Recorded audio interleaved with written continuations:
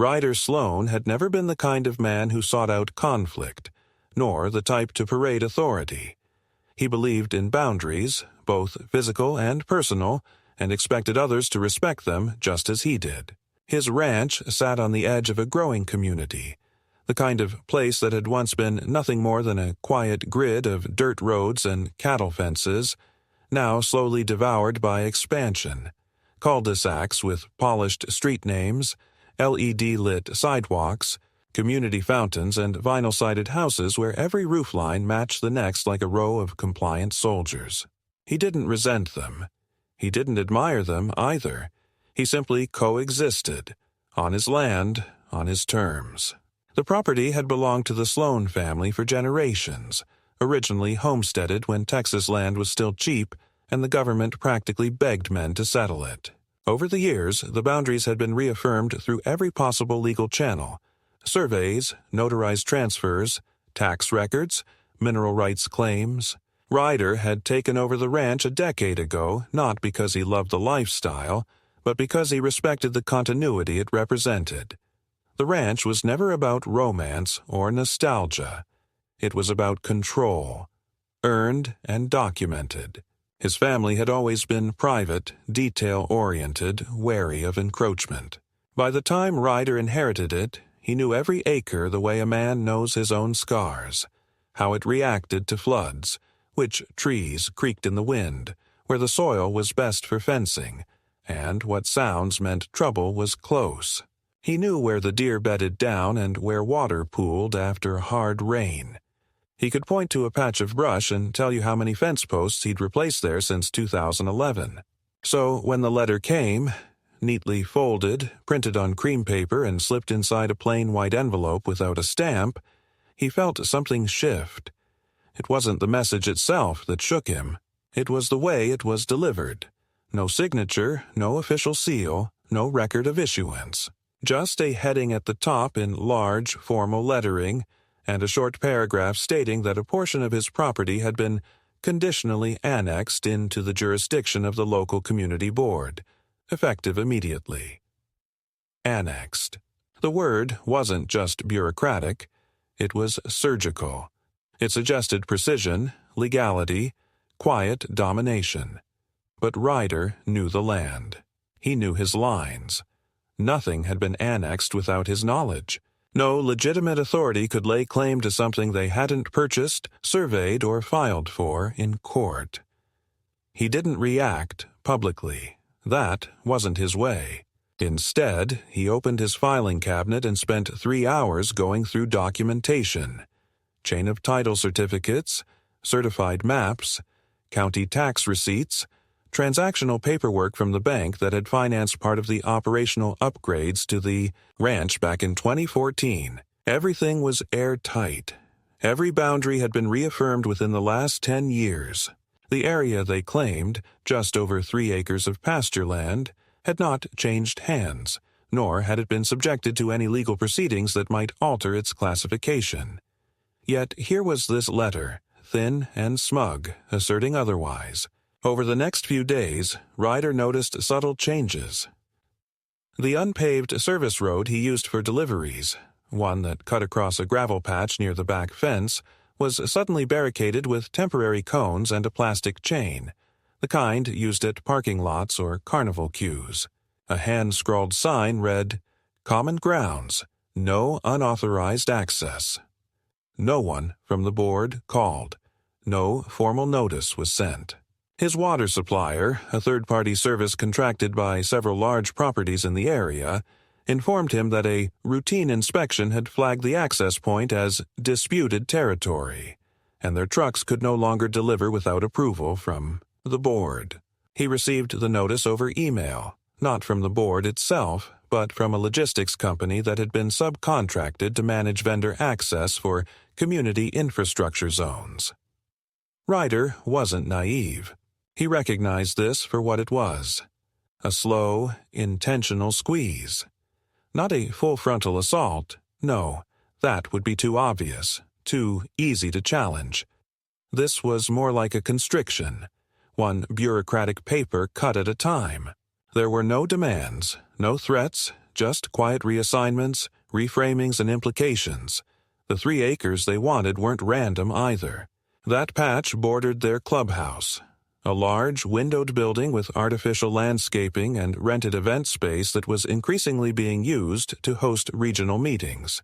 It was a visible sore point for the board that Ryder's land, unmanicured, working land, stood in sharp contrast just beyond the perimeter.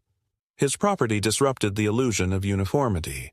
But Ryder hadn't survived this long in rural real estate without learning how to read a strategy. They were probing, testing, waiting to see if he'd flinch or ignore it. Most would. Most wouldn't want to deal with the paperwork, the filings, the hours wasted in county offices just to prove what should already be obvious. But Ryder had one thing the board didn't account for: time. He didn't answer to investors, didn't live paycheck to paycheck, and didn't depend on neighborhood approval for validation. His income came from contracts he'd cultivated for years: meat distributors, grazing agreements, land use licensing. He had options, and most importantly, he had records. He reached out to a property lawyer 2 counties over, someone whose firm had previously handled mineral rights litigation for a ranching collective Ryder once contributed to. He didn't want a loudmouth, and he didn't want a social warrior. He wanted a paper killer, someone who lived in codes, clauses, and loopholes, the kind of person who could kill a land grab with a footnote. When they met, Ryder laid out every document he had, including the letter. The lawyer, a quiet woman named Dana Milsner, took one look at the annexation notice and smirked. "This isn't annexation," she said. "It's narrative control.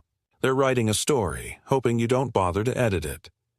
Dana filed a motion for injunction within a week. She issued formal cease and desist letters to the board, citing encroachment, misrepresentation of property lines, and unauthorized obstruction of access to a commercial facility. She also filed a request with the county clerk's office for any recent changes to parcel mapping, noting that no such amendments had gone through the proper land commission channels.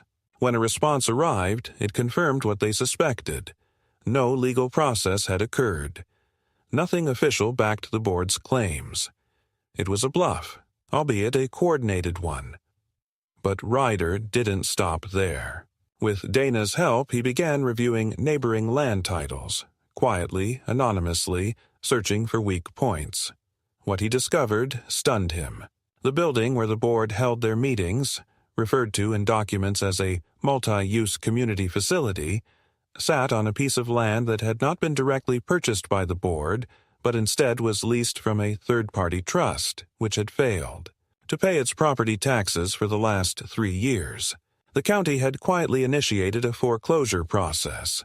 The land was scheduled for auction in the next quarter, unless the debt was cleared.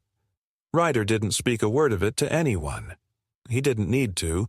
He simply made arrangements through a proxy buyer, a retired broker he trusted, to be notified the moment the property went live. He wasn't going to protest anymore. He wasn't going to argue. He was going to buy the ground beneath their feet and then decide what to do with it. The call came on a Tuesday morning, right as Ryder was finishing repairs on the north pasture fence that had been leaning ever so slightly after the last storm. It wasn't a number he recognized, but he answered anyway, wiping sweat from his brow and squinting against the sun. The voice on the other end was polite but distant, the kind of tone people use when they're reading from a script. The woman identified herself as a representative from the Neighborhood Coordination Office, an entity Ryder had never heard of, and informed him that inspectors would be arriving within the week to evaluate the alignment of structural assets, bordering community-adjacent parcels. She made it sound like they were checking for termites, not launching a land audit. Ryder didn't respond with hostility. He'd learned that bureaucrats thrived on escalation, but he didn't offer consent either. He simply asked for the legal authorization behind the inspection, and when she couldn't provide it, he ended the call without another word. 2 days later, a white SUV parked itself just beyond the gravel easement near his main gate. It bore no markings, no county insignia, just tinted windows and a pair of men with clipboards walking slowly along the fence line, snapping photos. They never approached the gate, never knocked, never introduced themselves. They just observed, recorded, and left. It would have been easy to confront them, but Ryder understood the nature of pressure when it's applied from behind glass, indirect, deniable, and silent. When he relayed the incident to Dana, she immediately filed an inquiry with the county assessor's office and a formal request for documentation from the community board, demanding disclosure of any authorized inspections. Days passed without response. Then came the letter. This time it wasn't anonymous. It was delivered via registered mail and bore the board's letterhead. The wording was precise, clinical, almost smug in its restraint. It declared that due to a reevaluation of community infrastructure boundaries and an initiative aimed at improving environmental and spatial harmony, the Sloan parcel, specifically the eastern grazing section, would be subjected to a proposed easement expansion for pedestrian access and recreational visibility. The phrase recreational visibility struck Ryder as particularly absurd, a grotesque euphemism for what they really meant. They wanted his land to look a certain way so their clubhouse lawn wouldn't share a view with cows and hay bales. What made the letter more concerning wasn't just its language but its attachments. A map with red shading that bled over his property line like an infection, and a list of new bylaws that supposedly granted the board jurisdiction over buffer zones, that, according to them, extended 25 feet beyond community borders. The absurdity of it didn't make it less dangerous. Ryder knew these games. Words were written into bylaws, bylaws into resolutions, and resolutions into practice. If he didn't act, their map would become reality, not because it was lawful, but because it would remain uncontested. The implications escalated when his livestock transporter, contracted monthly to rotate stock between properties, refused to cross the eastern section. They had received a notice of caution from the community board's traffic consultant, stating that any heavy machinery on the shared easement would be considered a risk to upcoming community projects. The term was vague, but the result was specific.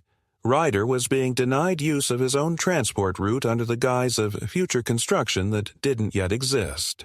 That night, he took his truck out and drove the perimeter slowly. The fence was intact, the soil undisturbed, but the tension was building. Even his neighbors had begun to act differently. The older couple who once bought eggs from him every week now avoided eye contact when they passed him at the supply store. Another man he'd done seasonal fencing with now claimed he was too busy for a new job. The board wasn't just applying pressure through paper, they were isolating him. Whisper campaigns worked better than lawsuits. They didn't provoke resistance. They cultivated apathy and distance, made the target look like the problem.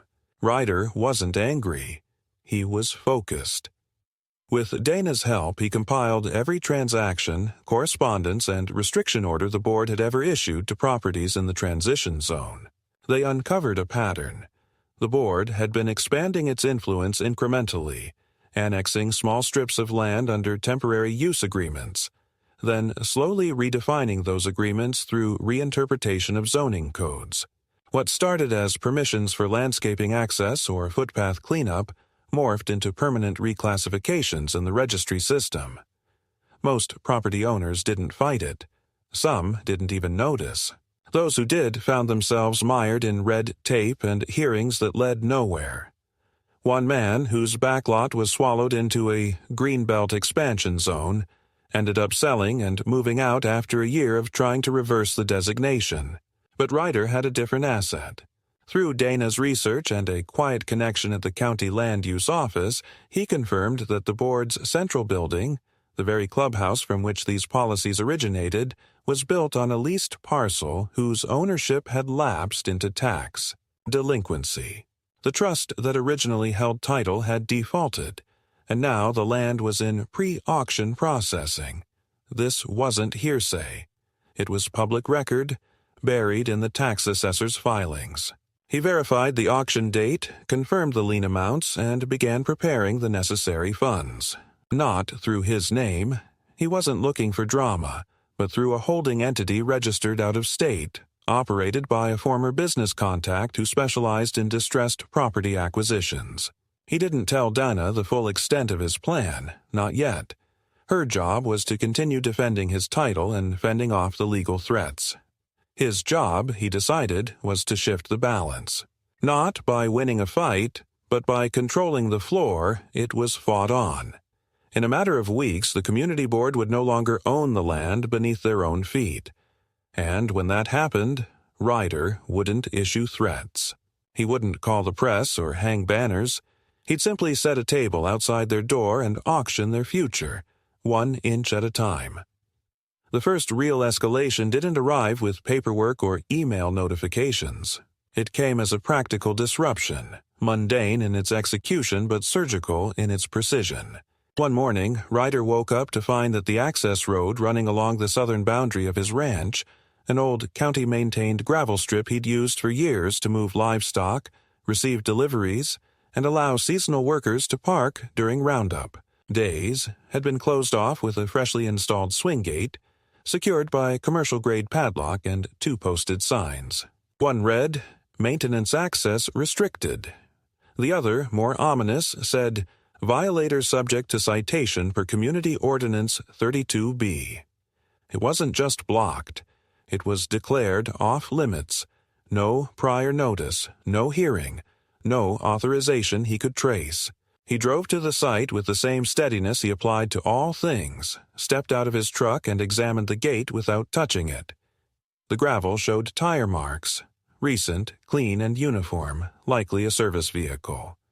He took pictures, not just of the gate, but of the road itself, the ditch line, the slope of the easement. Then he returned to his kitchen and pulled out a drawer full of county maps, the official ones from the registry office, each stamped and dated. The southern road had never been under the community board's jurisdiction.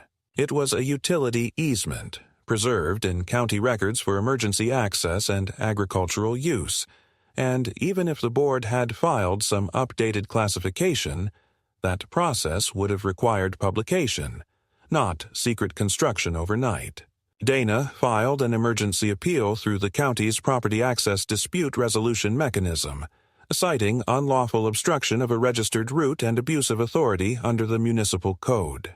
But bureaucracy, even when weaponized legally, moves like molasses uphill. The gate remained, and while the county began the formal review, Ryder was left with the logistical headache of rerouting all operations through the northern entrance. Less convenient, harder terrain, and further from the livestock pens. It was a calculated bottleneck, meant to wear him down gradually to make the fight costlier than it seemed worth. It didn't stop there. The fuel delivery scheduled for the following week was canceled by the supplier, who politely explained that their new contract with the surrounding neighborhood authority prevented deliveries to properties flagged for usage concerns. When Ryder asked for documentation, he was told it was confidential under terms of corporate liability agreements. This wasn't coincidence. It was coordination. Quiet, legalistic strangulation masquerading as procedural governance. But Ryder wasn't idle.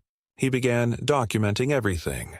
Time-stamped photos, delivery cancellations, notices, even the changed behavior of his neighbors. He maintained a quiet paper trail and shared it with Dana weekly. She, in turn, built a growing file that made it increasingly clear. This wasn't administrative oversight. It was systemic encroachment masked as community development. Meanwhile, Ryder's quiet acquisition plan moved forward. The auction date for the Clubhouse parcel had been confirmed. It was listed among several distressed properties to be sold for outstanding taxes. Standard procedure in counties where unpaid levies accumulate over time and the state steps in. His proxy had already registered for the auction, funds had been pre-approved, and contingencies were in place. But the board was not yet aware of any of this. They still operated under the assumption that they could force Ryder into submission through attrition, paper pressure, and civic intimidation. Then came the unannounced land survey. 3 men arrived at his gate, this time in a marked van with a local engineering firm's name on the side. They claimed to be conducting a boundary verification for public safety improvements and requested permission to access the eastern pasture. Ryder refused, politely but firmly, and asked for documentation. They had none. He photographed their vehicle, their badges, and the clipboard one of them momentarily laid on the hood of the van, where a header labeled Community Buffer Compliance Initiative was partially visible. Dana submitted a cease and desist notice the next day and demanded a formal explanation from the board's legal representative, who deflected responsibility by claiming the survey was exploratory and non-invasive. It was a lie, but a safe one, difficult to challenge in court without escalation. That weekend, Ryder discovered tire ruts near the eastern fence. They weren't his. They hadn't been there the day before. His property, it seemed, was now subject to unauthorized entry under the cover of bureaucracy, masked as civic interest. He installed trail cams, not out of paranoia, but necessity, and within a week caught footage of 2 individuals in reflective vests crossing onto his land, measuring, marking, and photographing without permission. Dana prepared an injunction filing. Ryder didn't ask her to send it yet. Instead, he reached out to a local grazing co-op he'd partnered with in the past and offered a discounted lease on the disputed eastern field. Within days, a trailer full of cattle arrived. The field was now active pasture under commercial use. That changed its classification in local records and gave Ryder legal cover as an agricultural operator defending against unlawful interference. It also meant any disruption could be claimed as interference in active business operations, which carried heavier legal penalties than residential disagreements. Predictably, the board responded not with legal action, but with veiled retaliation. Notices appeared on Ryder's mailbox and fence post, unsigned but bearing community seals, stating that his activities posed dust and runoff hazards to adjacent parcels. One even mentioned visual pollution as a concern, citing newly planted fencing as aesthetic disruption. He laughed when he read that one. Fences weren't for appearances, they were for keeping animals in and liars out. But he didn't take it lightly. Each notice was a breadcrumb, a paper excuse that could be used to build a case for municipal action later. So he took another step. Through a regional utilities consultant, he requested an audit of service zones and discovered something interesting. The Clubhouse building was overdrawn on its wastewater capacity. The building was technically rated for seasonal use, yet it operated year-round, hosted events, meetings, and gatherings with increasing frequency, often exceeding occupancy limits. This wasn't public information, but it was reportable. Ryder filed an anonymous tip to the Environmental Compliance Office, which triggered a routine inspection. He didn't need them shut down. He just needed them distracted.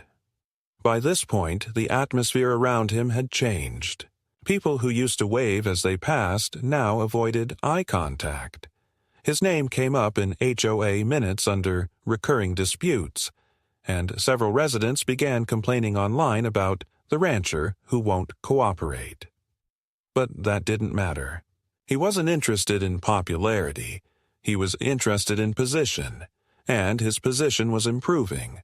The final straw came when he received a formal notice stating that a portion of his ranch, specifically the small clearing where his family had long held seasonal gatherings, was being considered for reclassification under a local heritage overlay district. The language was technical, but the meaning was clear. They were trying to control how he used his land, piece by piece, under the guise of cultural preservation. He didn't rage. He didn't post online. He just made one phone call to his proxy and confirmed that everything was ready. In less than 2 weeks, the Clubhouse land would go to auction, and the board would be bidding blind, unaware that the man they were trying to break had already claimed the floor beneath their throne. The day of the auction arrived without ceremony, without the kind of drama or spectacle that often accompanies pivotal turning points. Ryder didn't attend in person. He remained on his property, doing exactly what he had done every morning for years, checking water levels, inspecting the fence lines, and making a round past the loading pen to ensure the cattle hadn't breached the far gate again. While the world spun its own noise, he moved in silence, composed and deliberate. The auction itself was held in a drab municipal building 2 towns over, in a side room with fluorescent lights and a dusty podium that hadn't been wiped since the last property tax sale. There were no cameras, no real estate agents in tailored suits, only a smattering of bidders, some professionals, some retirees, some just curious, and a court officer reciting parcel numbers like a cashier listing SQ codes. The parcel in question, the one beneath the board's prized clubhouse, was listed midway through the morning session. No press release had been issued about it. No urgent motion had been filed to stop it. The delinquent trust that once held the title had ignored notices for too long, and the county, needing to clear backlog, had bundled it into the sale quietly. The proxy Ryder had chosen, a soft-spoken man named Ellis with a long track record of silent acquisitions, sat in the back, inconspicuous, and when the moment came, he raised his bidder's card once. No one countered. The room was silent. The gavel fell. And with that, ownership changed hands. Back on the ranch, Ryder received the confirmation through a single encrypted message. Transfer complete. Title in process. Control window opens in 10 days. There was no euphoria, no grin of victory. He read the message once, nodded to himself, and returned to stacking hay near the feed troughs. He hadn't done it for satisfaction. He'd done it to restore leverage. The board had spent months assuming he was isolated, stubborn, clinging to old land with no modern defense. What they didn't realize was that landowners didn't lose power through resistance. They lost it through inertia, by waiting too long to act while others rewrote the ground beneath them. 10 days later, with the title formally processed and recorded, Ryder filed a notification of the property change with the county and issued a formal lease termination to the board's management office. The document was simple, legally precise, and free of threats. It gave them 30 days to vacate the premises or negotiate a new lease under revised terms which notably included a 5-fold increase in monthly rent and a restriction on external events that exceeded the building's original occupancy code. It wasn't punishment. It was balance. They'd operated on power they hadn't earned, assuming no one would challenge them. Now they would learn what it meant to function on someone else's land. The reaction was almost immediate. Within 48 hours, Ryder received a visit. Not from board members, but from a hired legal representative who arrived at his gate, requested a conversation, and handed him a letter on behalf of the community administrative team. The letter expressed concern over the validity of recent property transfers, hinted at pending legal review, and requested an interim usage agreement until the matter could be resolved in court. Ryder accepted the envelope without a word, closed the gate, and called Dana. She reviewed the letter in under 5 minutes and laughed for the first time since the conflict began. "They're bluffing," she said. "They've got no grounds to contest the sale. The trust defaulted fair and square. All records are clean, and the county followed procedure. They're just hoping to delay, buy time, maybe rattle you." He wasn't rattled. What he felt more than anything was clarity. Their power had never been legal. It had been psychological, rooted in fear and structure, in the assumption that most people wouldn't push back hard enough to break the pattern. But the moment he had put his own money down and reclaimed the literal ground beneath their authority, they became just another tenant. And tenants, he knew from long experience, were only as strong as the goodwill of their landlord. Still, he didn't make any public moves. No signs went up. No press releases were written. He gave the board exactly 2 weeks to respond with a new lease proposal. What came back was a lukewarm counteroffer, an attempt to negotiate the rent down, to keep their event schedule intact and to buy more time. Ryder rejected it without comment. Instead, he filed a land use change request with the County Zoning Board, seeking to reclassify the parcel for agricultural service demonstrations. That move alone nullified half the building's current use cases, turning their next quarter's event plans into logistical nightmares. He didn't need to evict them. He just needed to shift the legal reality enough that staying became more trouble than leaving. As that application moved forward, the tension around the ranch thickened. Small acts of resistance emerged. Someone dumped trash bags along his western fence line. A few nails were scattered near the cattle gate. An anonymous complaint was filed to animal control, alleging unsafe livestock conditions, which resulted in a surprise inspection by a county officer who left after 10 minutes, muttering that it was a waste of time. Ryder logged every incident, sent every report to Dana, and kept moving forward. The board, meanwhile, began to fracture. Not publicly, not in a way most residents could see, but Ryder had sources. One of the local groundskeepers, an older man who used to work Ryder's land before joining the community crew, mentioned that tempers were flaring inside. One board member had threatened to resign, another had stopped attending meetings, and the head of the finance committee had started asking uncomfortable questions about where money was being spent, and why so much legal attention was being focused on a single man and his pasture. It was working. The pressure was no longer on him. It was on them. They couldn't explain the lease termination without admitting they'd lost the property. They couldn't rally residents without disclosing how badly they had mismanaged the parcel. And they couldn't risk legal discovery, which would reveal their attempts at soft annexation and years of procedural overreach. And through it all, Ryder kept quiet. He didn't gloat. He didn't escalate. He simply waited, like a rancher watching the sky, knowing the storm's already passed and the real work begins in the clearing that follows.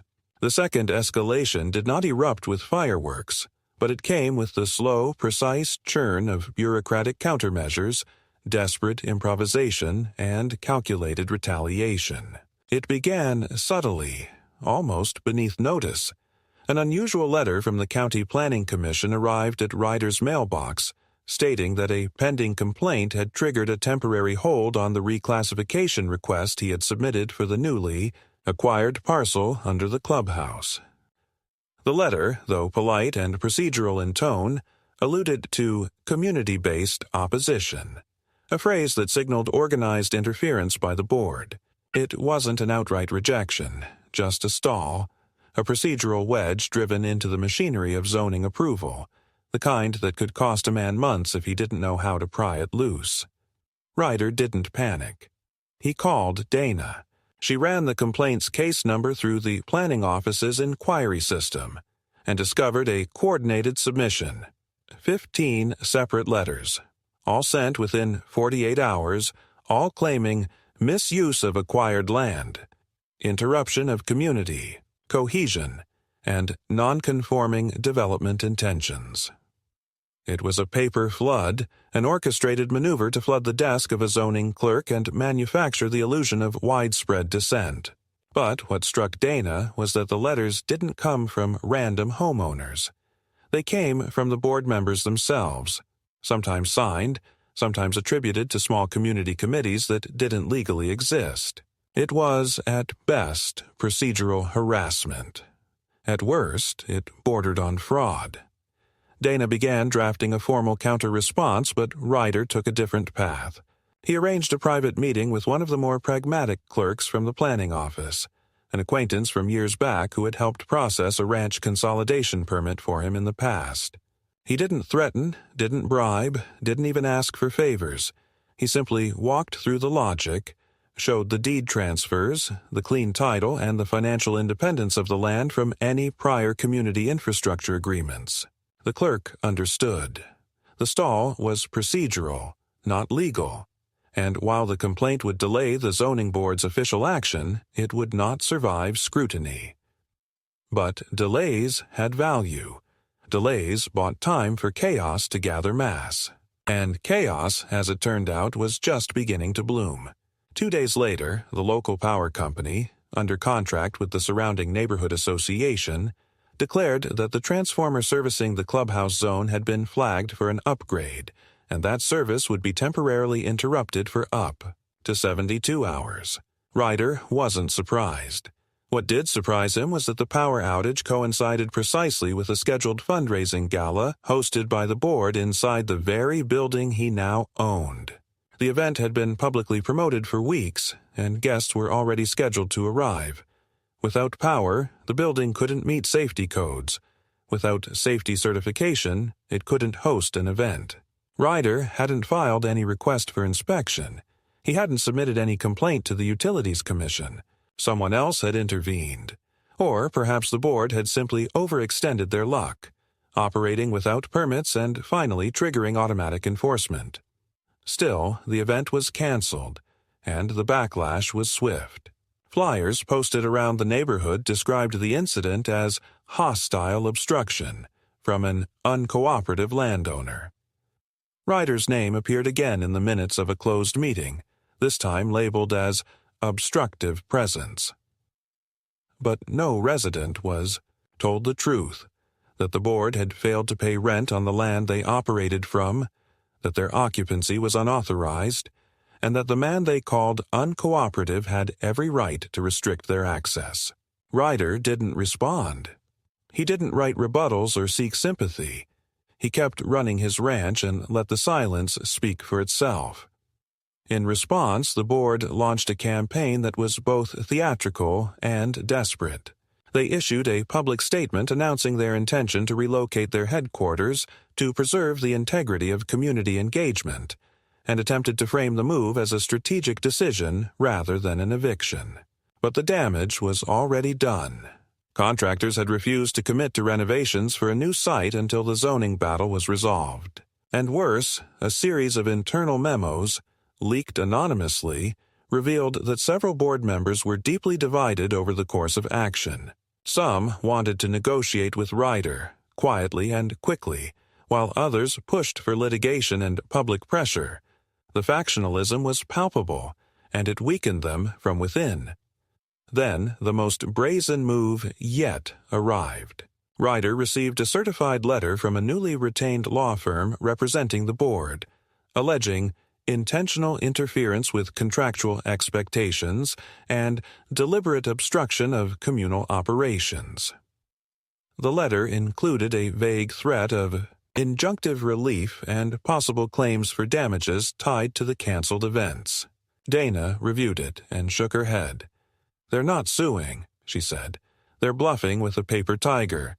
Filing would expose their lease status, their financial mismanagement, their failed attempt at land appropriation. They're trying to intimidate you into a preemptive settlement." But Ryder had no intention of settling. Instead, he did something unexpected. He delivered an official invitation through a registered courier to each board member, inviting them to a land use meeting to be held on the lawn in front of the clubhouse. The invitation was written in formal legal language and stated that the meeting would discuss temporary community access permissions, usage terms, and possible seasonal leases. He gave them a date, a time, and a single condition. All attendees must sign a waiver acknowledging that they understood the current ownership status of the land and its disassociation from the board's internal governance. Most declined. One showed up, an older woman named Lorna, who had served on the board for over a decade. She arrived wearing neutral colors with no name badge and no folder. She didn't come to argue. She came to ask one question. "What do you want out of this?" she asked, standing beside him in the shade of an old pecan tree. Ryder answered without flair. "I want the same thing I've always wanted, to be left alone. But if you come for a man's land, you better be ready to lose your own." She didn't respond. She left quietly. The next week brought another blow to the board, not from Ryder, not from Dana, but from the health inspector's office. An anonymous report, unrelated to the power outage, had triggered a surprise inspection of the clubhouse's sanitation systems. The building failed on 3 counts: expired filters, inadequate emergency egress lighting, and missing carbon monoxide detectors. The inspector filed a formal compliance notice, and the board was given 30 days to fix the issues or vacate.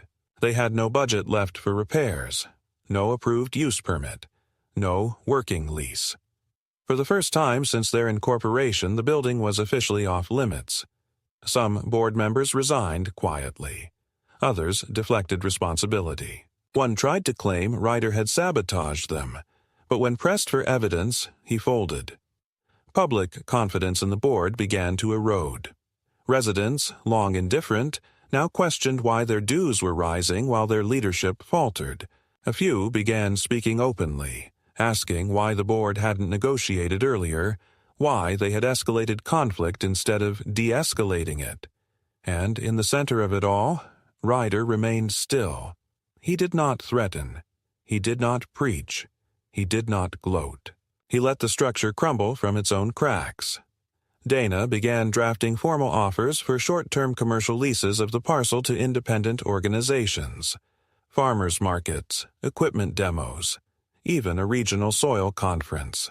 Each event permitted, insured, and capped at safe occupancy limits. No more unregistered galas. No more private committee meetings in a building no longer theirs. The board, facing mounting dissent and depleted funds, made one final request: a private mediation with Ryder to restructure community relations. He declined, not out of spite, but principle. There would be no table to return to. They'd had their chance. Now they could pay, or they could leave. And quietly, almost unnoticed, Ryder commissioned a plaque. Small, unadorned, made of steel.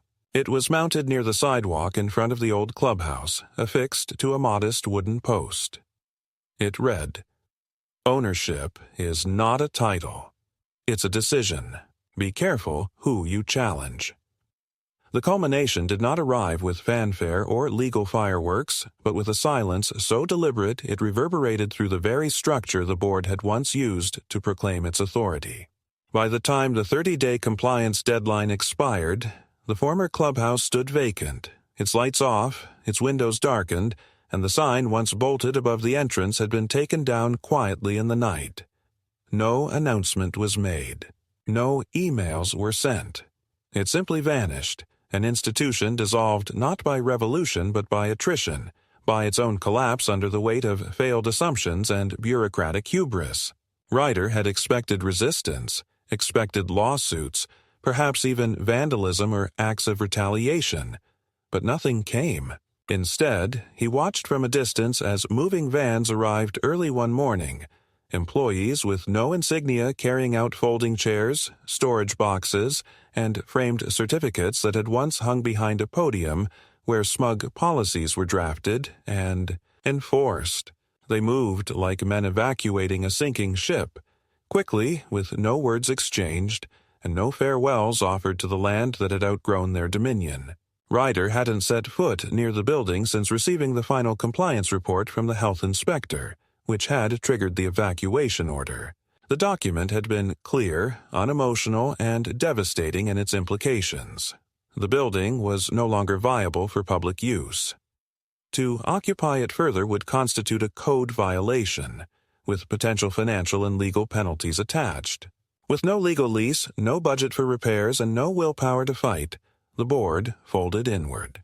A last-minute attempt to secure a temporary relocation site at the community library had failed after residents petitioned against it, unwilling to have board politics encroach on what many saw as a neutral public space. For the first time since its founding, the board was not only physically displaced but organizationally unmoored, and Ryder, despite every opportunity, every strategic advantage he had acquired, made no attempt to replace them. He did not propose a new council. He did not offer himself as a leader. He understood something the board never had: authority built on proximity, on ownership without relationship. Collapses the moment people stop fearing it. He didn't need to inherit their crown. He had already taken their ground.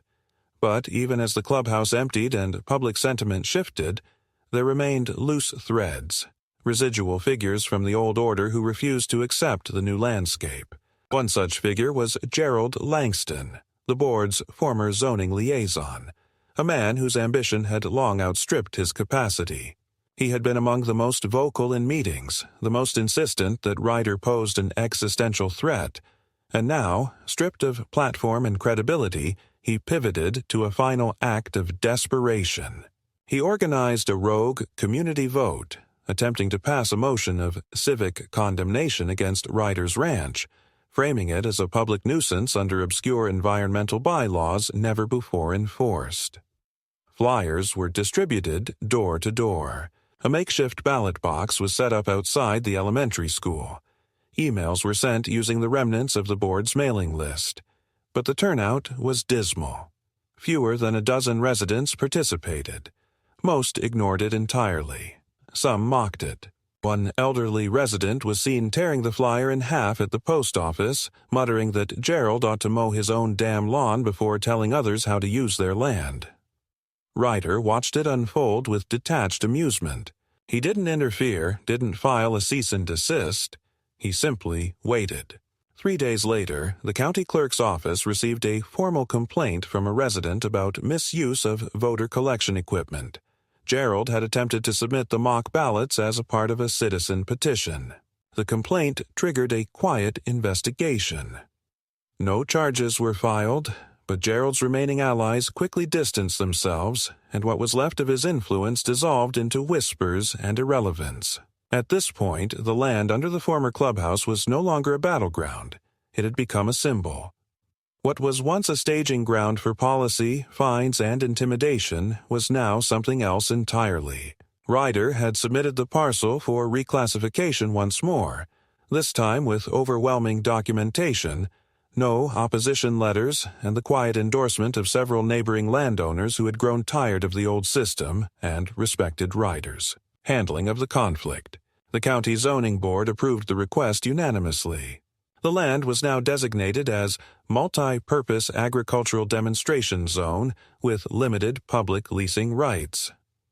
In practice, that meant Ryder could host events, lease portions for local gatherings, or keep it fenced and private. The decision was his. Absolute and irreversible. To mark the occasion, Ryder arranged a one-day seasonal market. Not as a statement, not as a celebration, but as a use case demonstration. Local ranchers brought feed samples. A nearby tractor supplier set up a display, and a mobile vet unit offered low-cost checkups for livestock. No speeches were made, no plaques were handed out. It wasn't televised or advertised. But it happened, quietly, effectively. Residents trickled in, not en masse, but enough to signal awareness. Some came out of curiosity. Others came to buy hay. 1 or 2 came to apologize. Among them was Lorna, the board member who had once asked him what he wanted out of all this. She approached him near a table stacked with mineral tubs and salt licks, holding a paper coffee cup, her eyes tired but genuine. "You didn't do it to win, did you?" she asked. Ryder shook his head. "No. I did it so the next man doesn't have to." She nodded, said nothing else, and walked away. The sun lowered, casting long shadows across the open yard where the clubhouse had once defined authority. Now it was just a building on leased land, with no occupants, no signs, and no claim beyond what Ryder allowed. And in that silence there was no triumph, only peace, earned, deliberate, and absolute. In the weeks that followed, the land settled into its new rhythm, and so did Ryder. The tension that had once stretched across his fences like coiled wire began to dissolve. Not through celebration, but through steady repetition of the ordinary. Cattle needed feeding, the perimeter needed walking, and the water tanks needed checking. None of it had changed, and that constancy served as a quiet confirmation that he had never been the intruder in this land, only its steward. What had changed was everything outside the gate. The clubhouse remained standing, now shuttered and quiet, with no meetings, no posted announcements, no cars parked out front. The board, or what was left of it, had moved their affairs online, reduced to digital newsletters, occasional surveys, and loosely moderated Zoom calls that no one seemed eager to join. There was no formal announcement that the board had been dissolved, no resignation letters or public apologies. It simply faded, as if retreating from a place it had never truly understood. Ryder didn't gloat, didn't mock, didn't even comment when asked about it by a local livestock supplier during a delivery run. He just shrugged and said, "Things change," and left it at that. He received letters, a few at first, then more as word spread, not from officials or lawyers but from neighbors. Some were short and awkward, half apologies wrapped in small talk about weather and pasture health. Others were clearer, people admitting they hadn't understood what was happening, that they'd trusted the wrong version of the story, that they were grateful someone had stood their ground. One letter came from a woman who had lived on the edge of the subdivision for 12 years, whose backyard had once bordered the disputed eastern fence. She wrote, "I used to think your cows were ruining the view. Now I realize it was the only honest thing I saw out my window." Ryder read them all, responded to none, but kept them in a box in his study, not as trophies, but reminders that clarity often comes too late for most. One afternoon, long after the last official motion had expired, Dana called him from her office. She sounded lighter than usual, the kind of ease that only comes after a campaign is truly over. "I wrapped the final filings," she said. "All parcels clear, all challenges expired. No appeals filed. You're completely in the clear." He thanked her, not with words, but with an arrangement of fresh-cut mesquite wood sent to her home, a gesture more enduring than any retainer bonus. She understood. Their work was done. There was nothing more to sign, nothing more to watch. The land, finally, had no open doors but his own. As fall approached, Ryder began restoring part of the old clearing where his grandfather used to host bonfires. He cleared the overgrowth, repaired the stone ring, and set new seating around the fire pit. Not for events, not for show, but for the people who mattered. A few friends came by now and then.